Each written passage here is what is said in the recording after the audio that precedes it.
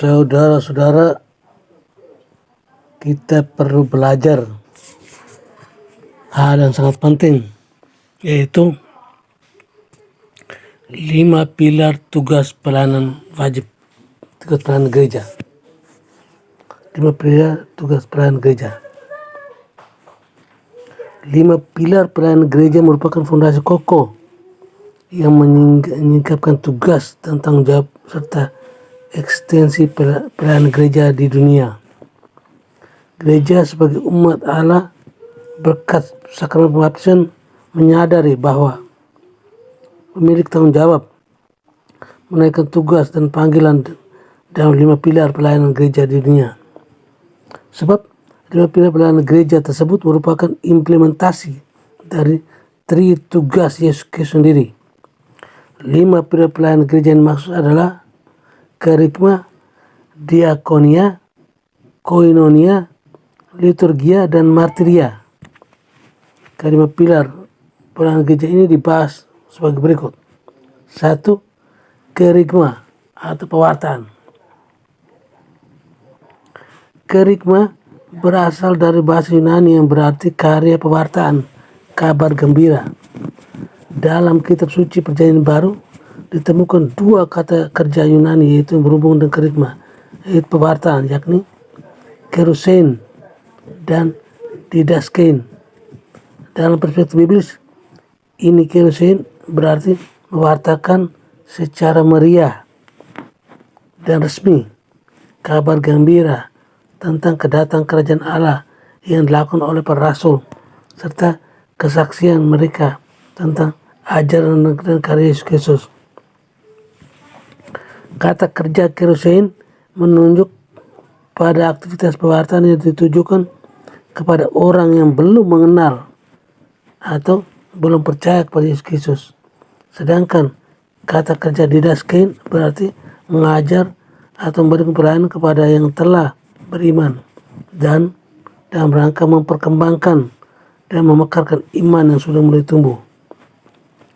Dengan demikian, didaskein merupakan aktivitas pewartaan yang bersifat lanjutan dan diberikan kepada orang yang telah mengenal dan percaya kepada Yesus Kristus agar iman umat semakin berkembang ke arah kedewasaan.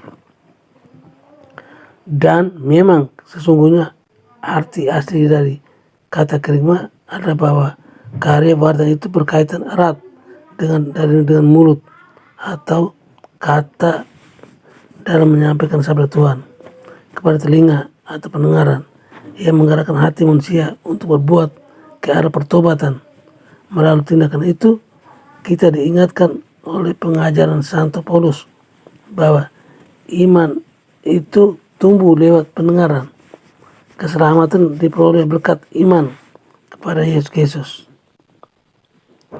Dalam hubungan dengan proses penelitian ini, maka pemahaman diri sendirilah yang paling tepat untuk ditindak lanjutin. Lansang kokoh tentang tindakan pewartaan ini ada Tuhan kita Yesus Kristus sendiri.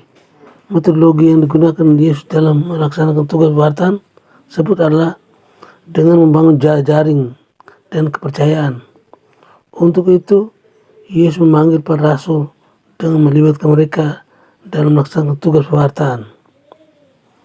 Demikian juga umat beriman Kristiani di mana semua diberi kepercayaan, dipanggil dan diutus Tuhan Yesus Kristus untuk mengambil bagian dalam tugas pewartaan kabar gembira.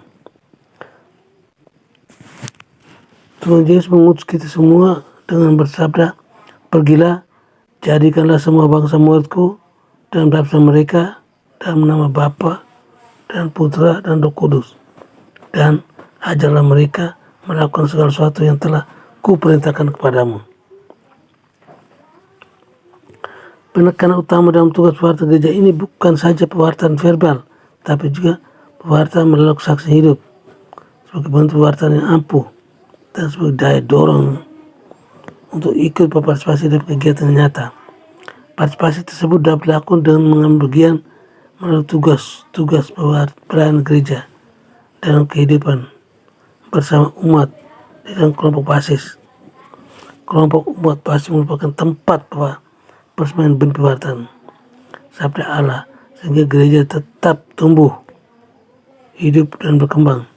Sedang itu, dokumen dialog dan pewartaan penegasan bahwa pewartaan adalah komunikasi pesan Injil, misteri keselamatan yang dilaksanakan Allah bagi semua orang dalam Yesus Kristus berkat kuasa Roh Kudus. Pewartaan merupakan suatu ajakan untuk menyerahkan diri dalam iman kepada Yesus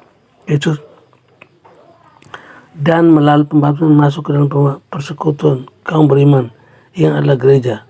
Pewartaan biasanya terarah pada katekesi yang bertujuan untuk memperdalam iman kepada Yesus Kristus. Pewartaan adalah dasar pusat dan sekaligus puncak dari evangelisasi. Dialog pewartaan mencantumkan sejumlah kualitas yang justru mencirikan karya pewartaan itu sendiri. Kualitas pewartaan itu adalah: pertama, pewartaan meyakinkan, karena tugas pewartaan itu bukan berhubungan dengan perkataan manusia, melainkan kesaksian tentang firman Allah dan keadaan roh yang berkesinambungan di semua tempat dan dalam segala waktu. Kedua, pewartaan yang setia kepada amanat yang disampaikan gereja, yakni yang secara mendalam bersifat gerejawi. Pewartaan itu resmi rendah hati, yakni bahwa orang-orang mewartakan hanyalah sarana yang sempurna yang di dalam tangan Allah. Ketiga, penuh hormat dan dialogal, yakni dengan kesadaran bahwa Allah sudah lebih dahulu berkarya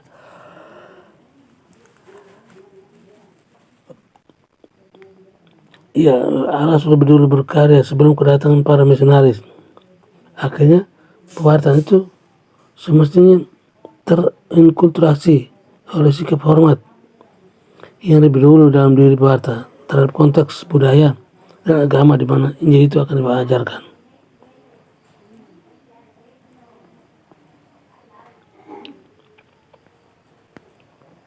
Dua, diakonia. Diakonia berarti pelayanan. Terminologi diakonia ini berasal dari kata bahasa Yunani, yakni kata kerja diakon, yang berarti melayani. Tuhan Yesus sendiri amat pandai memilih kata yang tepat untuk menggambarkan eksistensi terdalam dari kehadirannya di dunia ini, bukan untuk dilayani melainkan untuk melayani. Oleh sebab itu, Santo Paulus menganggap pekerjaannya sebagai diakonia, artinya pelayanan, dan dirinya sebagai diakonos, artinya pelayan bagi Kristus serta bagi umat Kristus. Dari pemahaman di atas dapat kita mengerti bahwa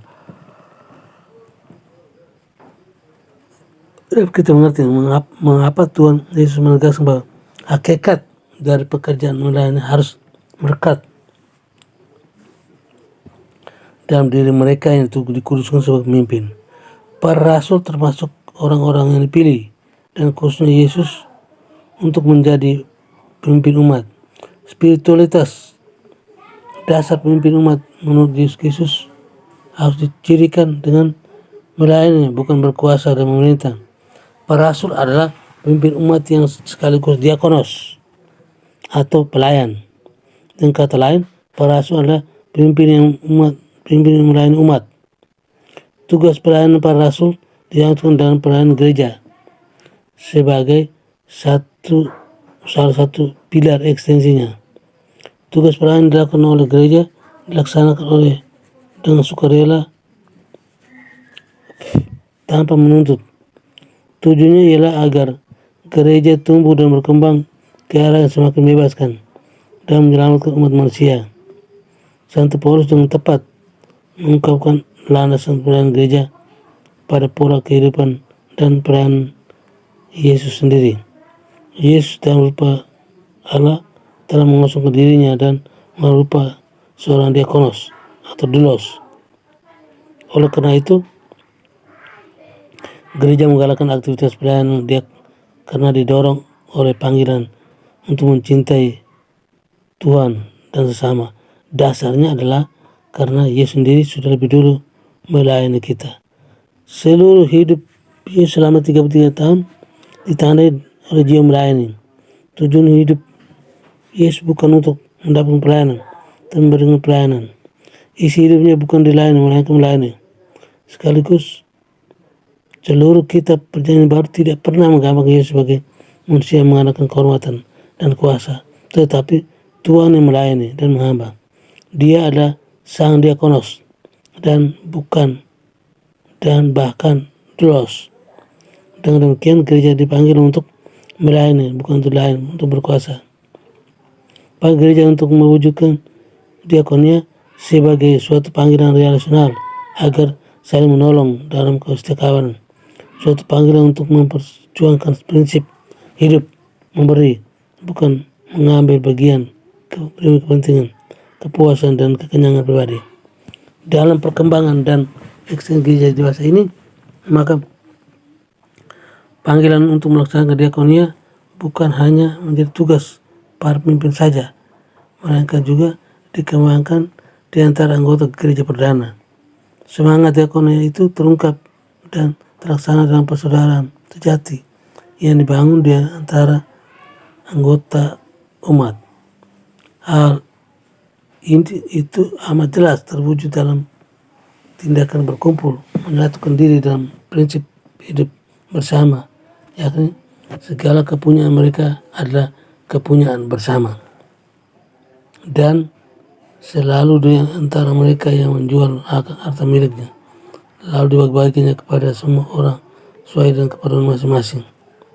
Dewasa ini panggilan dan semangat untuk melaksanakan diakonia kemudian menjadi panggilan bagi semua umat beriman.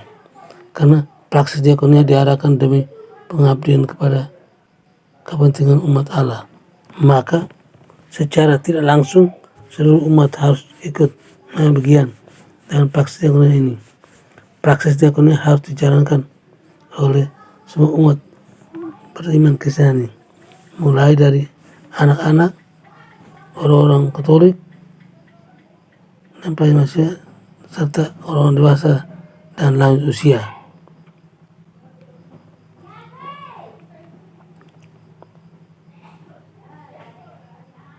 Berikut yang ketiga, koinonia, paguyuban.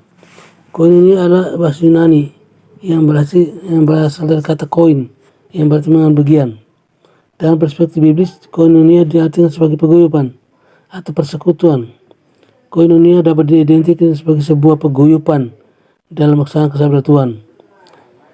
Suasana hidup dalam persekutuan tersebut ialah persekutuan hidup atau guyup, dalam arti hidup rukun dan damai. Dan suasana hidup seperti itulah yang digambarkan oleh Tuhan Yesus dengan bersabda, saudara-saudaraku ialah mereka yang mendengarkan firman Allah dan melaksanakannya.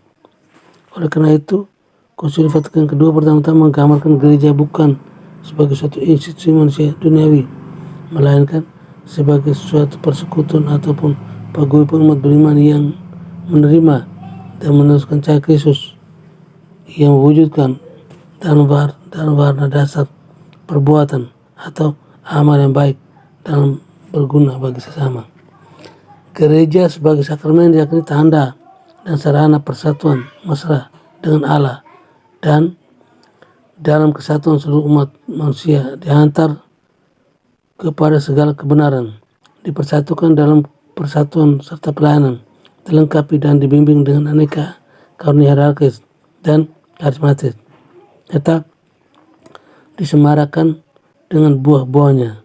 Demikianlah seluruh gereja tampak sebagai umat yang bersatu, yang dipersatukan berdasarkan kesatuan Bapa dan Putra dan Roh Kudus. Selanjutnya, gereja mendapat arti dalam diri umat beriman Kristus sendiri, di mana berkat sakramen baptis telah menjadi anggota tubuh Kristus, terhimpun dalam persekutuan dan paguyuban menjadi satu umat Allah. Dengan cara mereka sendiri, mereka ikut mengemban tugas Kristus di dunia ini sebagai imam, nabi dan rajawi Kristus. Dari gambar ini dapatlah dimengerti bahwa semua umat Kristiani adalah umat Allah atau gereja itu sendiri. Karena itu, setiap anggota dituntut untuk berpartisipasi dalam persekutuan atau paguyuban sebagai bagian dalam hidup sendiri. Sebab dengan demikian, gereja akan menjadi tetap hidup terpikat dan berkembang dalam dunia hingga keabadian. Koinonia memilih kontras sebagai milik bersama atau bersolidaritas. Dalam terang sabda Tuhan, syarat membangun paguyuban Kristiani adalah orang-orang yang suka mendengarkan sabda Allah dan berusaha melaksanakannya. Pelaksanaan sabda Allah dalam berupa aktivitas pewartaan, liturgia, pelayanan, kesaksian, dan berjuang untuk hidup dalam semangat rukun guyup dan aktif dalam melakukan solidaritas. Hal ini dapat digambarkan secara gamblang dalam hidup seorang katekis atau seorang guru agama Katolik yang bertugas untuk melaksanakan katekese atau mengajar agama di stasi atau sekolah minggu. Setiap hari Minggu berpartisipasi aktif dalam pelayanan ekaristi, bersedia membantu pelayanan kepada orang sakit, dan sebagai warga setempat ia pun wajib membangun hidup bersama yang rukun dan guyup.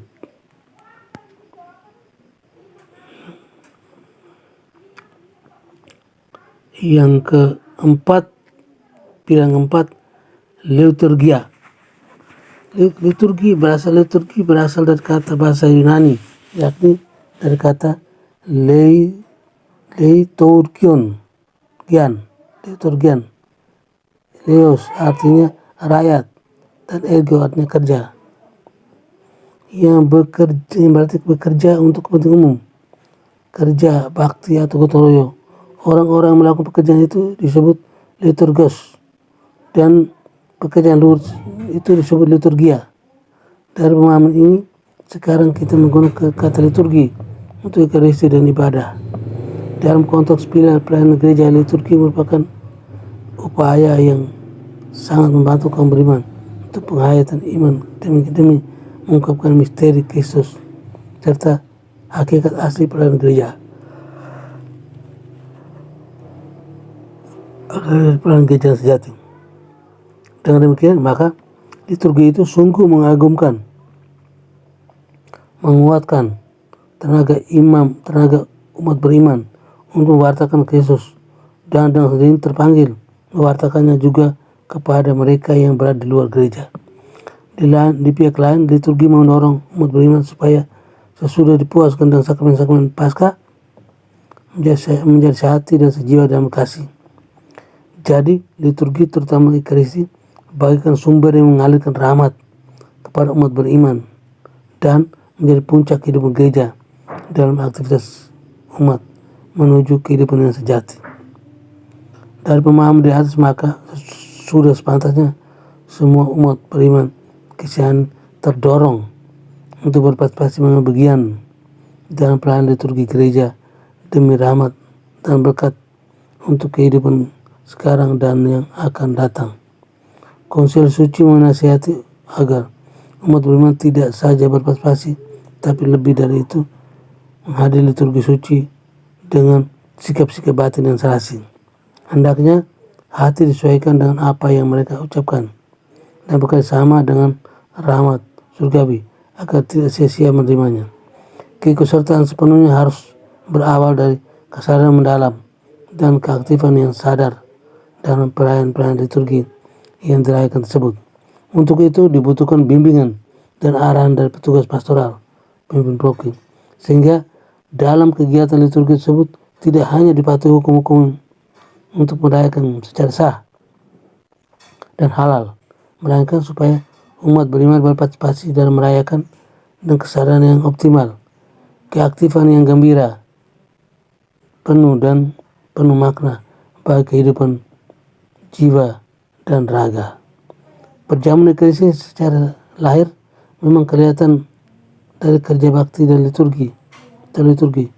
Di dalam tata liturgi itulah kita merayakan perjamuan ekaristi kudus. Di dalamnya umat mengambil bagian dari hidup Kristus yang mulia. Di dalam perjamuan ekaristi, umat beriman disatukan dengan Kristus secara sakramental. Kristus juga menyatukan umat beriman satu sama lainnya dalam perayaan kudus tersebut. Melalui dan dalam perayaan Ekaristi itulah kita menerima tubuh dan darah Kristus sendiri yang berenergi ilahi untuk mendorong teguh persatuan dengan Kristus sendiri dan persatuan kita satu sama lain. Dalam dan melalui peristiwa penerimaan tubuh dan darah Kristus, justru Kristus sendiri membagikan tubuhnya kepada setiap umat beriman yang hadir. Buah dari persatuan umat beriman dengan Kristus Yesus Kristus dalam perayaan suci itu mendorong umat beriman untuk menghadirkan Kristus kembali di tengah-tengah kehidupan sehari-hari dalam dan melalui perbuatan-perbuatan baik seperti rela berkorban dalam cinta kasih melalui karya pelayanan kepada sama. Jadi secara spiritual kita dorong untuk membagikan roti diri kehidupan kita sendiri kepada sesama. Dengan demikian umat beriman yang telah bersatu menjadi Kristus justru selalu dibaharui untuk melakukan karya-karya Kristus sendiri. Karena itu Yesus sendiri mengundang umat beriman untuk selalu mengulang kembali peristiwa mulia itu. Lakukanlah ini sebagai peringatan akan daku. Peringatan dalam bahasa Yunani adalah anamnese, yakni menghadirkan misteri wafat dan kebangkitan Kristus. Sebab justru di dalam perayaan Ekaristi tersebut Yesus sungguh hadir dalam sabdanya, dalam tubuh darahnya yang dibagikannya sebagai santapan kehidupan kekal. Paus Pius XII dan Paus Yohanes II sangat mengagumi dan menghargai Ekaristi. Hal itu dinyatakan dan mengeluarkan ensiklik yang mengajarkan bagaimana Ekaristi itu dimaknai dalam kehidupan umat Kristiani. Paus Yohanes Paus II dalam ensikliknya Ecclesia de Eucharista menegaskan bahwa Ekaristi ditampilkan sebagai puncak segala sakramen dalam penyempurnaan persekutuan kita dengan Allah Bapa oleh penyatuan diri kepada Putra Tunggalnya lewat karya Roh Kudus. Oleh karena itu, maka tak seorang pun diizinkan meremehkan misteri yang dipercaya kepada kita. Misteri itu terlalu agung bagi siapapun untuk merasa bebas memperlakukannya secara ringan dan dengan mengabaikan kesucian serta universalitasnya.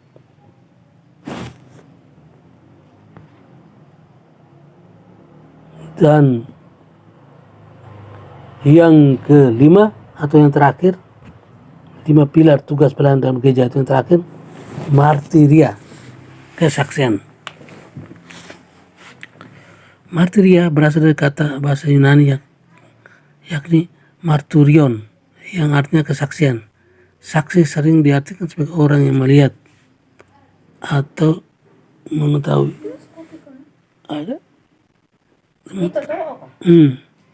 mengetahui suatu kejadian, mana saksi merujuk kepada pribadi seorang yang mengetahui atau mengalami suatu peristiwa atau mampu memberikan keterangan yang benar.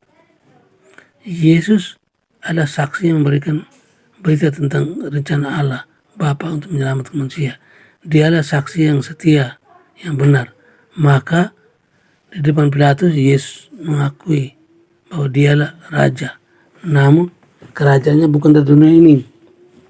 Dia lahir dari dan datang ke dalam dunia untuk memberikan kesaksian tentang apa yang dilihat, didengar dari Bapanya. Para rasul dipanggil Yesus untuk menjadi saksinya, mulai dari Yerusalem, Yudea, Samaria, bahkan sampai ke ujung bumi. Tetapi menjadi saksi Kristus bukan tanpa risiko. Bahkan Yesus sendiri telah menjadi martir atau saksi hidup karena melaksanakan kehendak Allah Bapa untuk membebaskan manusia dan menebus umat manusia. Dalam perkembangan sejarah gereja Katolik, kita menemukan banyak orang telah merelakan hidupnya. Dalam gereja Katolik, kita menemukan banyak orang telah merelakan hidupnya untuk mati sebagai martir, mempertahankan imannya akan ajaran dan kesaksian hidup Yesus Kristus karena telah hidup Yesus sendiri. Para martir bersaksi dengan cara-cara masing-masing untuk menyuburkan kehidupan gereja sehingga sekarang. Konsili Vatikan kedua menegaskan bahwa Gereja dipanggil untuk memberi kesaksian kepada seluruh dunia, mengatakan Injil kepada semua orang dan situasi zaman sekarang lebih mendesak. Gereja memberi kesaksian secara profesional melalui kehadiran dalam fungsi sebagai garam dan terang dunia, agar memanggil dan membaru semua orang masuk dalam satu keluarga umat Allah. Gereja hadir dan bagi semua orang dan bangsa, lengkap dengan tantangan realita makan, melalui teladan hidup maupun pertanyaan, dan dengan sakramen-sakramen serta daya rahmat surgawi. Tuhan menghantarkan semua orang dan bangsa kepada iman, kebebasan, dan damai Kristus. Oleh karena itu, kesaksian gereja atau umat Allah hendaknya berbuah dan berhasil ketika mereka menggabungkan diri sebagai anggota masyarakat di lingkungannya dengan sikap penghargaan dan cinta kasih. Ikut serta dalam kehidupan budaya dan sosial melalui berbagai kegiatan. Poin kesaksian yang hendak dididik adalah agar anggota masyarakat diantar kepada kerinduan akan kebenaran dan cinta kasih yang diwujudkan oleh Allah. Hendaknya seperti Kristus yang berkeliling sambil berbuat baik, demikian juga gereja membangun relasi dengan semua orang, khususnya dengan mereka yang miskin dan tertimpa kemalangan, dan dengan sukarela mengorbankan diri untuk mereka. Hendaknya gereja umat beriman juga berkesaksian dengan membaktikan diri secara tepat dalam bidang-bidang kemasyarakatan dan secara istimewa bagi pendidikan anak-anak dan kaum muda untuk memerangi kebodohan dan menciptakan kondisi hidup yang lebih baik. Dalam semua itu haruslah dicamkan bahwa gereja tidak bermaksud mencampuri urusan pemerintah, tetapi memberi kesaksian yang benar tentang Kristus dan berkarya dan keselamatan sama manusia. Akhirnya, jemaatlah dengan hati bersih dan pikiran jernih belajar dan ke pola kesaksian hidup kita dalam organisasi zaman sekarang ini dengan sikap yang harus dipikul. Tetapi siapa yang bertahan akan hidup. Oke, saya kira sekian 5 pilar tugas pelayanan gereja.